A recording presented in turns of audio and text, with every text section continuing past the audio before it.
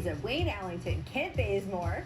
We welcome in ESPN NBA insider Ramona Shelburne, L.A. native. What are your thoughts on what the Lakers strategy now that we are seeing it pan out? Well, you know what's amazing, Rach, is I was in the parking lot. Like, this is back when we used to do stakeouts. Remember when free agency was, you staked out the meetings and everybody actually used to have meetings. Well, that's before everybody constantly IG storied and tweeted where they were at every moment. You don't have to stake any players out now. They'll just tell you. Yeah.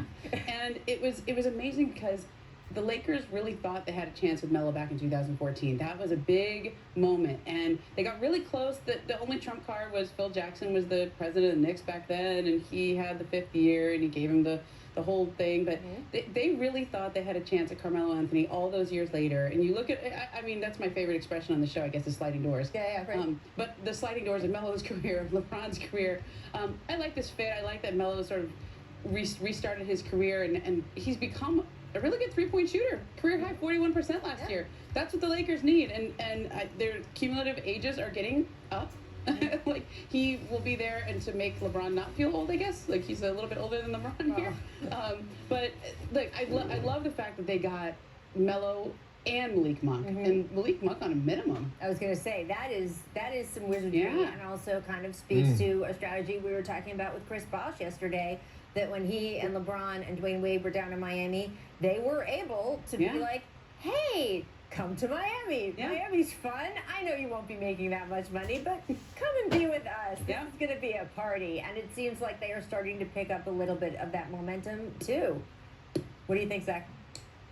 Look, my big question about the Lakers now is the burden on defense for LeBron, who is still incredible defensively, and Anthony Davis, who we all know is a defensive player of the year candidate, is getting bigger and bigger and bigger, because when you trawl the minimum bin for guys like this, they're older, their liabilities defensively. But Melo, to Ramona's point, has bought into a spot-up shooting role and been really, really good at it, and he's going to fit well next to LeBron. And Malik Monk, look, he's not going to get the headlines here because this is Carmelo Anthony. This is a top 10 all-time scorer, first ballot Hall of Famer, LeBron's friend from when they were teenagers. It's a huge deal that they're playing together.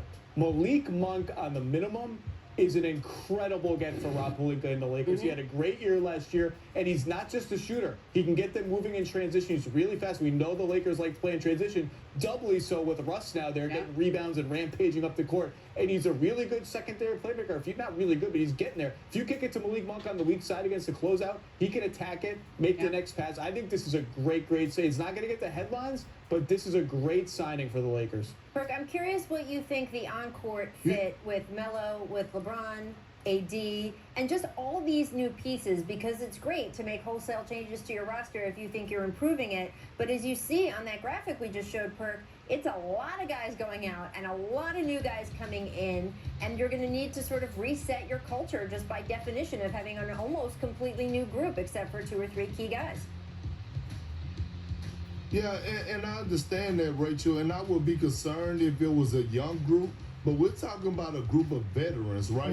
And a lot of these guys have been to the promised land. A lot of these guys have won championships. LeBron James, Anthony Davis, you're looking at even Trevor Ariza. But when you look at Carmelo Anthony and you look at Russell Westbrook, these guys are starving to win a championship. That's the only thing left for them to complete their legacy, is to win a ring. So sacrificing is not going to be difficult when it comes down to the Los Angeles Lakers. Look, we're watching Space Jam in real life right now. The Lakers have 5 Hall of Famers on their team. 5. Russell Westbrook, Anthony Davis, LeBron James, Carmelo Anthony, and Dwight Howard. And all those guys still could contribute at a very high level on the basketball court. Dwight Howard, to me, is going to be, again, the unsung hero in this situation, in my opinion, because his ability to still protect the basket. He knows how to play alongside Anthony Davis. He's still a lob threat at the basket, one of the most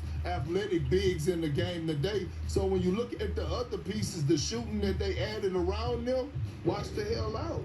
Yeah, I love this Dwight Howard sign. Re-signing. Yeah, I mean, they missed him last year. That was a calculated decision that they made to go for Marc Gasol in there and let Dwight go and trade JaVale. They missed it, and they missed it against Nikola Jokic. They missed it against DeAndre Ayton, who, by the way, is now a guy that you have to be thinking about how are you going to defend him. And so I think they just looked at what happened last year in the playoffs and said, we gotta get a defensive big who can take that in those matchups against Phoenix, against Utah with Rudy Gobert, and against Denver with Jokic. And I think that's Dwight. He was great in those. And those I think the follow-up question to that is, the more they play Dwight, the more they're going to face the problem of Russ, LeBron, AD, Dwight on the floor at the same time. It's just not a lot of shooting around LeBron. And so that will be interesting to see what it does to their half-court offense. But this team does like to play big. And as much as we want to see Anthony Davis at center, they're going to buy minutes with Dwight at the 5. It's just a matter of how they balance out the rotation because their shooting has taken a hit. And for 15 years, we've seen LeBron plus shooting is unstoppable. Yeah. And look, here are some shooting numbers of guys last season. Caldwell Pope, not going to be there anymore. Caruso, not going to be there anymore. McLemore, not signed right now. Kyle Kuzma, not going to be there anymore. So you've got a lot of these guns no longer at your disposal. And the age thing is real, guys. They've got 6 signed players right now, 7 if you count Russ, right, who is on his way. 6 of those 7 are age 32 or older. A chunk of them are over 35. I mean, there is no question this is an older team. And I do think you're right, Perk. Much like we were talking in the last segment about the Olympics, you have a bunch of vet guys.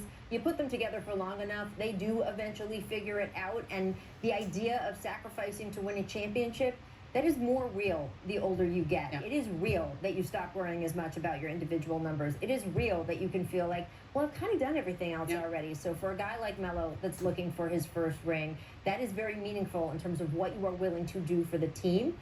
But we have been talking so much this past season about injuries. And yes, that producer Steve has asked me to stall a little bit, is that we have breaking news going on. Where's the crank? Adrian Wojnarowski reporting. Carmelo Anthony is on his way back to being reunited with his friend LeBron James, going to the L.A. Lakers. Ooh. And we've been hearing about this for a while. These guys met when they were in high school. They played a huge game against each other when they were opponents. And there's a great piece that Howard Beck, our friend at Sports Illustrated, wrote talking about them sitting in a stairwell in a hallway at the hotel the night before the game and just becoming friends, basically. 2 guys who were in similar situations in high school who could know what that pressure was like to have the eyes of the whole country on them when they were so young. They have been incredibly close ever since. We have been waiting for the time when Carmelo Anthony and LeBron James play basketball together in the NBA. And we have it now. Carmelo Anthony is going to the L.A. Lakers. What do you make of that, Bert?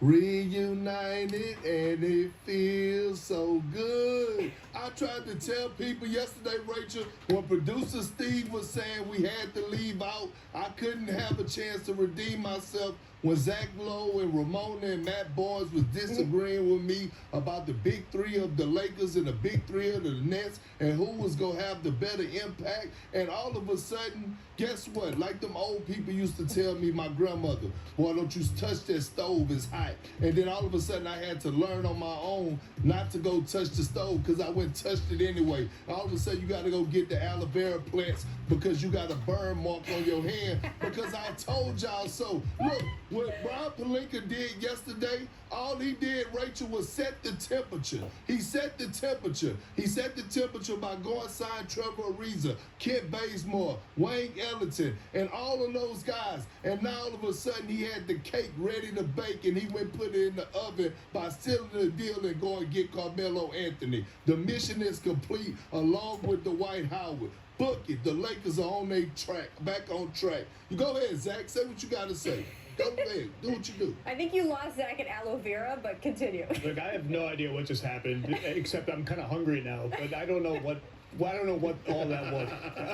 Look, this is the truth. The man was speaking the truth. Continue. This is a great story, and if I recall correctly, Carmelo made the playoffs his rookie year, and LeBron did not. I believe LeBron went to one of his playoff games. I mean, that's to go support him. So it's a beautiful story. And look, this is the kind of flyer the Lakers were going to have to take. They did not have any cap resources left to go. They're going to have to get guys that are chasing rings on the minimum. And Carmelo, to his credit, everyone said, all he wants to do is ISO and shoot 2s. In Portland, he bought into a role as a spot-up shooter, shot the three well. That's the role he's going to have to play for the Lakers. But with all of these guys, whether it's Ellington, Bazemore, Ariza, Carmelo, with the exception of Ariza, I think the big question is going to be when push comes to shove, when you're in the conference finals, when you're in the second round of the playoffs, whatever it is, can you stay on the floor defensively? Do the Lakers, who have made their bones, all the sexy stuff, whatever, they have made their bones on defense. Yep. Have they hurt their defense too much in this all of this roster building? I think that's remains to be seen, but they are going to be a really interesting team. Well, let me ask you a question. Woj also reporting Malik Monk to the Lakers.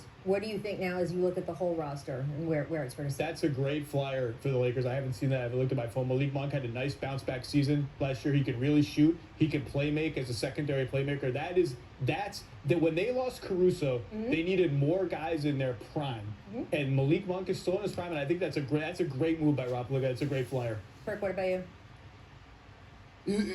Rachel, you see what I love the move getting Monk. I think he's a hell of an addition. But you see why Zach is still trying to find holes and talking about defensive prowess and the defensive identity. They still have Anthony Davis. They still have Dwight Howard. They still have LeBron James. Look, when you have a veteran group like this group is built for a 7-game series because you have a veteran group that's going to buckle down. They know what it takes. You have a lot of championship experience. Look, Zach, stop trying to find holes and find things that's wrong with the Lakers instead of just saying, listen, I know they have an old squad, but they have a lot of talent on this team. They have a lot of depth, and they have fixed these holes that you're trying to talk about. Depth, I don't know, but talent, yes. And look, you now have in one place, I just want to put this all out there, LeBron James, Anthony Davis, Russell Westbrook, Carmelo Anthony. The list goes on That's a show. and on. But talk about Showtime, which I think is going to be pretty incredible right across the street here. I'm personally happy we have another Orioles fan here in L.A., our friend Kyle Goon from the Orange.